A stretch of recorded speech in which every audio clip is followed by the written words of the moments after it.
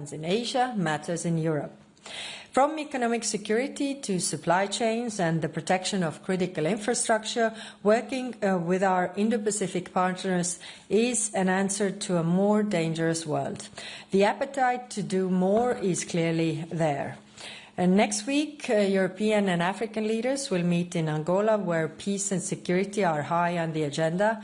And today, the ministers approved the principles of our EU renewed approach to Sahel.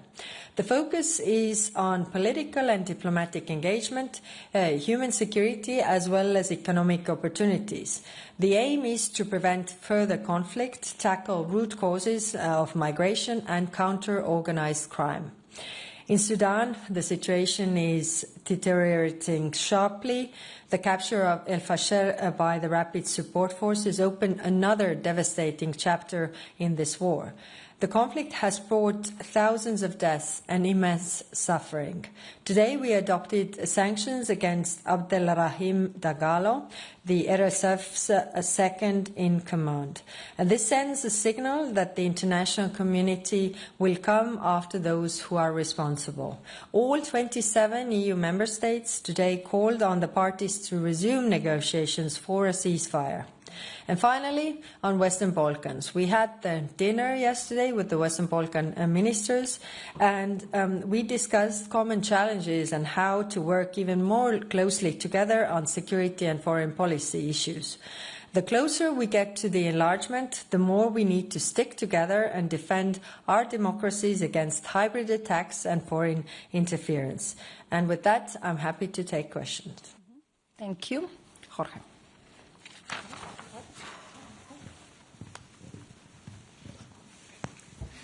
Hello, Jorge Liboreiro with Euronews. High Representative, I think today we all have a strong sense of deja vu, no? Because this story, we have seen it before.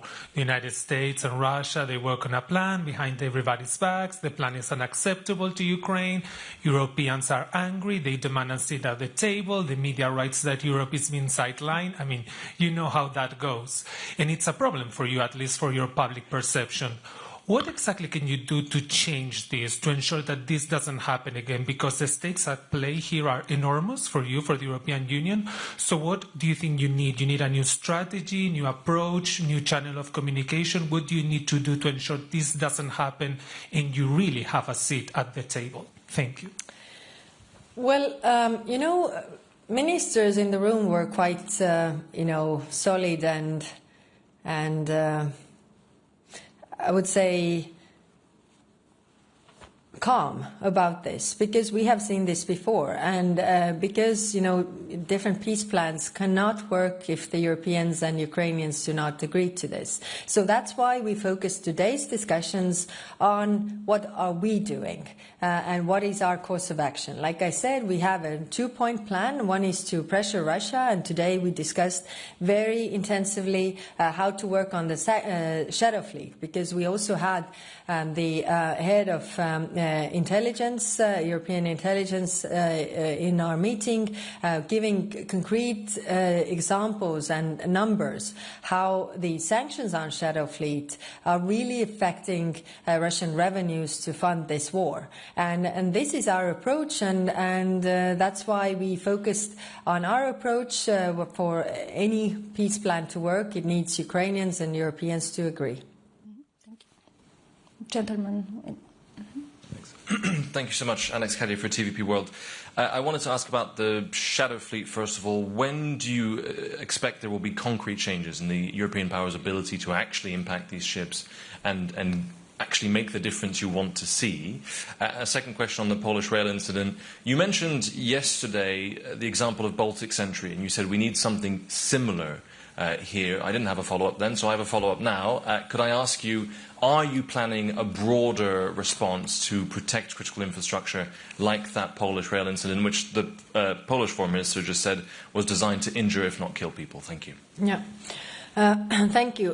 First of all, on your first question, we already have a huge impact by this shadow fleet sanctions on Russian oil revenues, and they are using the oil revenues to fund the war. I mean, today we had the head of intelligence really showing in numbers what kind of effect it has. I mean, I just bring you one number. When we started with the shadow fleet, the first week, the effect, the revenues from oil dropped via the Baltic Sea and the Black Sea 30%, and what we see, they are at the all-time lowest, but clearly we need to do more. It's not enough, but it clearly works. So I want to reiterate that. Now, on the protection and infrastructure, it's clear that infrastructure under the sea or the trains or all the infrastructure that we have, it requires a lot of effort to protect it along the way. So what are we doing? We are, of course, proposing new sanctions, but we also, share the best practices how to tackle the online recruitment, because today we discussed also this. Who are those who are committing this? These are usually petty criminals that are bought off, to do these sabotage acts on behalf of others, and to really tackle that, and that is a national competence. But because some countries have more experience with that than the others, then to share the best practices and to really be vocal about this, that all these petty criminals cannot get away with this. If there are, I will not bring you all the examples that I have in my mind to save time, but clearly we can tackle this if we go via the online recruitment and how they work with those people who are actually committing the crimes. Mm-hmm. Right. Yeah.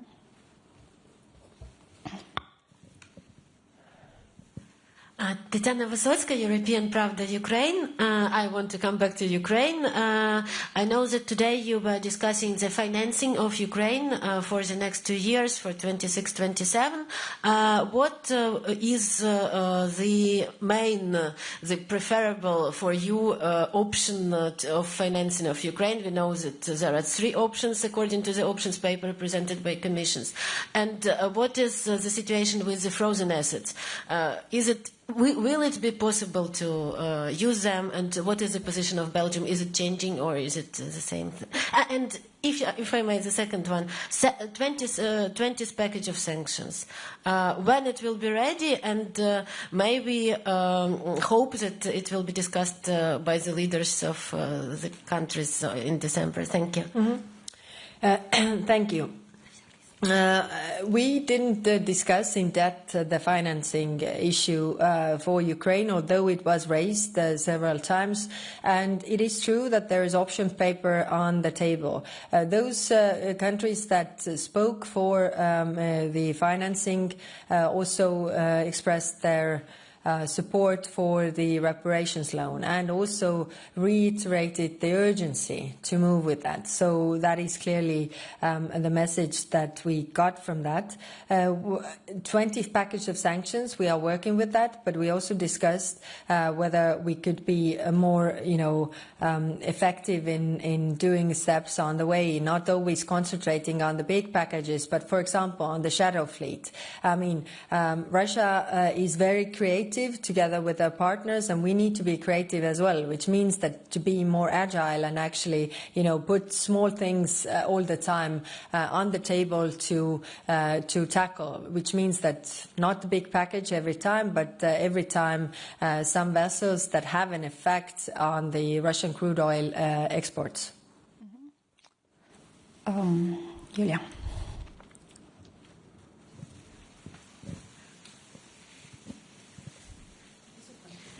Julia Sarivan, Journal TV, Republic of Moldova. Moldova continues to be in danger as the Russian drone flew over its airspace and endangering our citizens. The same drone surveilled Romanian airspace And also a note of protest was delivered to the Russian ambassador in Chisinau, but notes of protest doesn't help us and doesn't protect our citizens. So what European Union can do in this regard? Thank you. Via the European Peace Facility, we are supporting Moldovan armed forces also to defend Moldova. So we are trying to do in that regard what we can do. Thank you. Thank you. Andrew.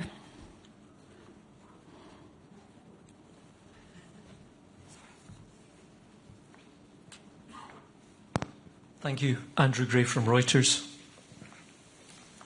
A question on Sudan. High Representative, you mentioned the thousands of deaths and immense suffering and said that today's decision to sanction one individual sent a strong signal the international community will come after those who are responsible. But is the international community, and specifically the EU, ready to go after those who are responsible for supplying the weapons that allows this suffering to happen? In particular, as you know, there are credible reports that the UAE is supplying the RSF group, which is responsible for the latest atrocities. Or is this a case of EU double standards where you will sanction countries that supply weapons to Russia, but not countries that supply weapons to an African militia which is accused of genocide? Thank you. Very good question. So, yes, all the member states who spoke today also referred to the enablers of the warring parties. I mean, these warring parties could not really engage in these atrocities if they wouldn't have the weapons that somebody's, their enablers are giving them. So, clearly, I mean, to stop this, we need to discuss what more can we do in this regard, and the reach out to the countries is what we agreed. The outreach, diplomatic outreach to those countries, and raise those issues to really stop this, and then we can see what more can we do. Thank you, Andrea. Thank you very much. It appears that, I want to come back to Ukraine. It appears that President Zelensky is under pressure to actually accept this plan we have been talking about. What exactly, if anything, have you discussed in order to help him resist this pressure in particular? Thank you. Thank you. First, we discussed that the pressure should be on the aggressor. I mean, we haven't seen one single concession from Russian side, and they are the ones who have started this war. They are the ones who have invaded another country. They are the ones who are doing the killings of the civilians in Ukraine. So, they can also stop this war immediately. And that's why, our approach is to put the pressure on the aggressor to really stop this. And this is the messages that we are conveying also to our other partners around the world. We are also, the discussions regarding reparations loan is also about, helping Ukraine to defend itself and sending a clear signal to Russia that they can't outlast Ukraine. Nuruddin. Nuruddin Fridi from Al Arabiya. Madam High Representative, responding to Prince Mohammed bin Salman, President Trump announced last night that the United States is going to work with the Quad parties to try to put an end to the war in Sudan. What is your reaction to that? And my specific question is related to what has been said about the individual who has been sanctioned. My question is, why it is only one, who is Abdurrahim Doglu? He's one of the three brothers who are leading the RSF. I guess your services knows them. And these three are on the top of the organization. They have the financial arm, they have the political leadership, etc., etc. Why it is not the whole leadership to be targeted in the sanction? Thank you. Thank you. First, on the peace, we welcome all meaningful peace efforts that are made, that the human suffering will stop in Sudan. So, of course, America has also leverage over those parties. So hopefully this produces results.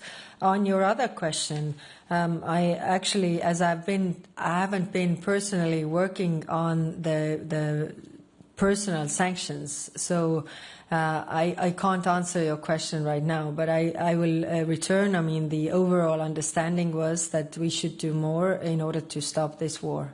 Thank you. Thank you, Angela, and then Thomas. In the back, sorry. Thank you. Angela Mauro, HuffPost Italy. Good evening, High Rep. This morning you were asked if EU officials participated in the elaboration of transplant for Ukraine, and you replied that as far as you know, no EU official participated. At the end of this day, did you have time to check, and can you tell us exactly if you think and if you know if any EU official participated in this plan? Thanks. Thank you. Like I said, the discussions were very calm and focusing on the issues that we are doing, because we have been quite steady in our plans, whereas there are other things happening outside, but we have been very focused and stable in our plans, which was what we were discussing. No, to answer your question, nobody reflected that they were part of it, so no. Thomas. Thanks for the question. Thomas Kutschka with Frankfurter Allgemeine Zeitung. I have a number of questions on potential further measures against the shadow fleet. So, for instance, you've said that there should be continuous listings. Has this been agreed today, or do you expect a decision in December? How about the pre-authorized boardings? You've been calling for this for some time already. Do you now have a tasking so that you can start negotiations? And then member states suggested to also go after third countries that support the shadow fleet or actors in third countries. Has this been agreed? So basically, what's the way forward on this? Thank you. Thank you. Very, very good question. First on the rolling, the putting sanctions on the shadow fleet on more rolling basis than only in the packages. The ideas come from member states, and we agreed that they also provide the different ideas, and then we also work with the Commission to be more agile in this regard. The majority who spoke on that said that they agreed to this approach, that we do it faster. We don't wait for next package, because we saw and heard from the intelligence how these sanctions on the shadow fleet are really having an effect. We will work on that. Then, yes, it's true. I've been talking regarding this mandate to negotiate quite long, but in European Union things take time. And now we are at this point where we discuss this with the member states and we can proceed. Then also the third countries and the enablers, all the services provided to those shadow fleet. We are doing the outreach and working together with also our other partners. I mean, what we saw today as well, what kind of effect it has when we do something alone, if we do it together with the United States and the UK, or we do it with the UK and European Union. I mean, it's clear that we have the biggest effect if all US, UK and EU and other partners are also on board. So this is a clear line of work we have ahead, and this is maybe not every time a big package, but rather, the measures that we have. Also, the coordination of the measures that can be used to, slow down these ships, whether it's environmental issues, whether it's insurance issues. And today, with the ASEAN partners, we also raised this issue because it is also a question of maritime security and environment. So it is in the interest of all the countries that operate in the maritime sphere, that the rules are fair and these rules are followed. Thank you. Thank you. Last question, Mattia.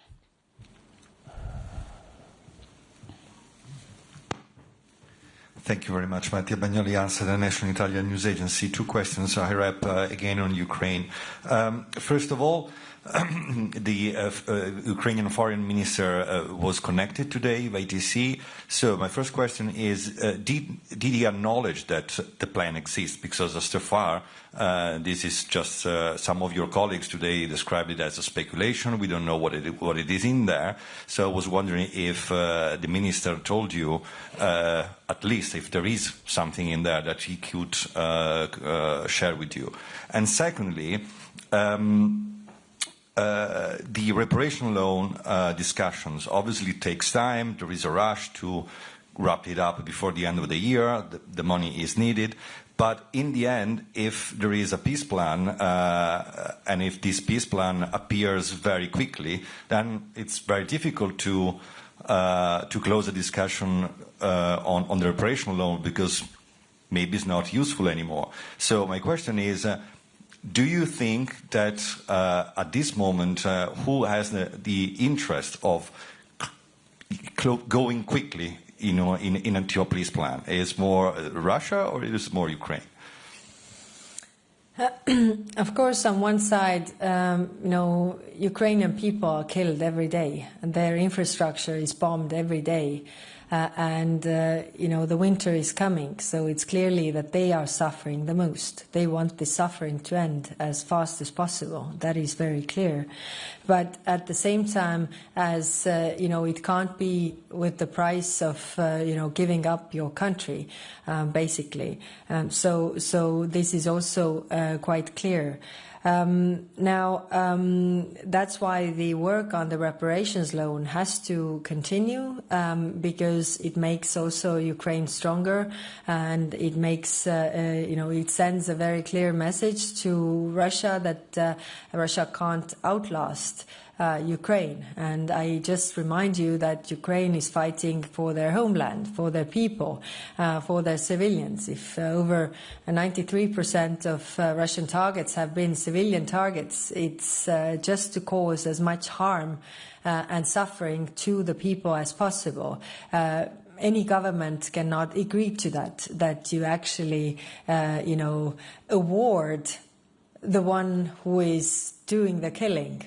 And that's why I think, it's also a question why Russia is now making a good face again, because I think they are afraid of this reparations loan. I think they are coming to the point where they are running out of money, and, they want to show outside that they are super strong and everything, but actually, it's not the case. So I think, again, this gives us the reason to be strong, to keep on the course, to support Ukraine, but also pressure Russia. Thank you. Thank you. This concludes our press briefing. A good evening. Thank you.